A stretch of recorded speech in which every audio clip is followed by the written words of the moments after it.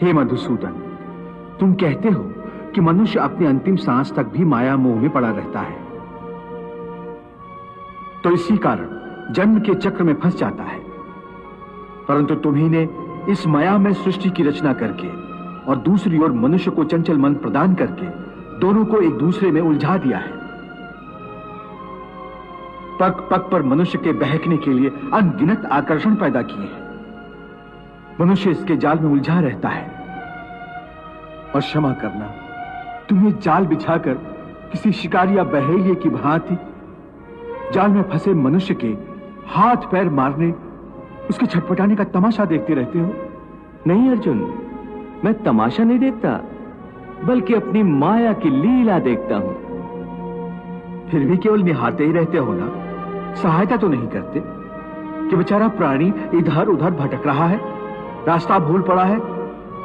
तुम्हारे मन में बेचारे मनुष्य की सहायता करने का विचार कभी नहीं आता कि आगे बढ़कर उसका हाथ थाम लूं, उससे सच्चा रास्ता दिखाऊं? बिल्कुल आता है, और मैं मनुष्य की सहायता भी करता हूं। परंतु कब कब करते हो तुम उसकी सहायता?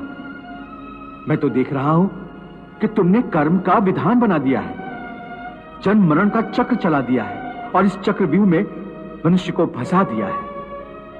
ये तो कोई बात नहीं हुई, ये तो कोई सहायता नहीं हुई। मैं सहायता अवश्य करता हूं।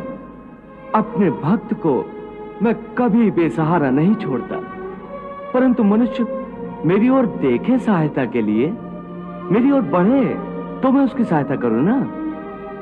परंतु वो मेरी ओर बढ़ने के बजाय अपने अहंकार में डूबा रहता है, अपने बाहुबल के घमंड में पड़ा रहता है।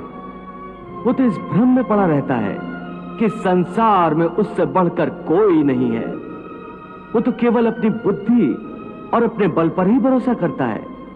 अपने बाहुबल पर उसे अपने परमात्मा से भी अधिक विश्वास होता है।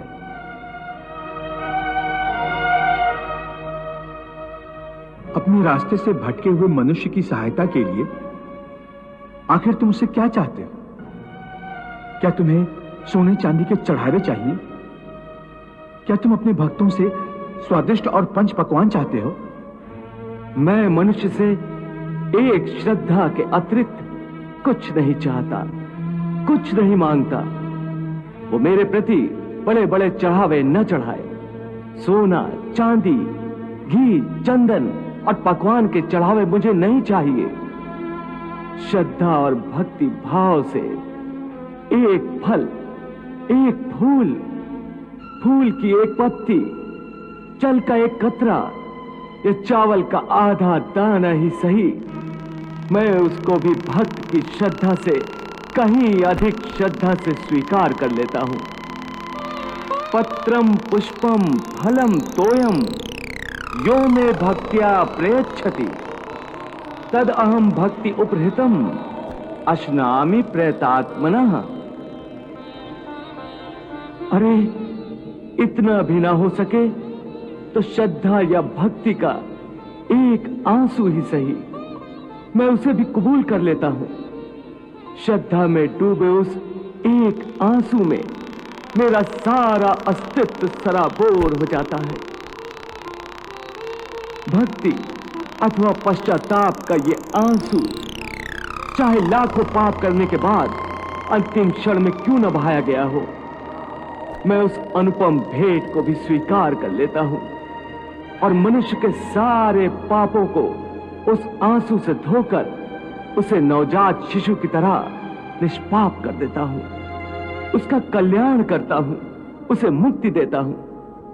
केवल एक फल, फूल या पत्ते को अर्पण करने पर ही मुक्ति दे देते हो? फिर कर्म विकर्म, पाप पुण्य, धर्म विधान सब यूं ही रह जाते हैं। ये धर्म, ये विधान और उसके सारे सिद्धांत तो चंद्रमा और अनगिनत तारों की भांति होते हैं, जो अधर्म और अज्ञान के अंधकार में झिलमिलाते रहते हैं।